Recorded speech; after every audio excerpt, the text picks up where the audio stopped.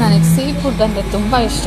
ಹಾಗಂತ ಎಲ್ಲ sea food ತಿನ್ನಲ್ಲ. ಇದು ಫಿಶ್ಶು ಮತ್ತು ಪ್ರಾನ್ಸ್ ಹಾಕ್ಕೊಂಡಿದ್ದೀನಿ ಅಷ್ಟೇ. ಫ್ರೂಟ್ಸ್, ಸ್ವೀಟ್ಸ್, ಸಲಾಡ್ಸ್, ರೈಸ್, ದಾಲ್, ಸಾಂಬಾರ್, ಬಜ್ಜಿ, ಆಲೂ, ವೈಟ್ ರೈಸ್ ಇನ್ನೂ ಇದೆ.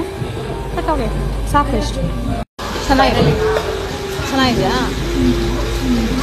ನಾನು ಫಿಶ್ ಟೇಸ್ಟ್ ಮಾಡ್ತೀನಿ. ಇಲ್ಲಿ ಬಂದಾಗಲೂ ಅಂದ್ಕೊತಿದ್ದೆ ಚೆನ್ನಾಗಿರೋ ಫಿಶ್ ಸಿಗುತ್ತಾ ಅಂತ.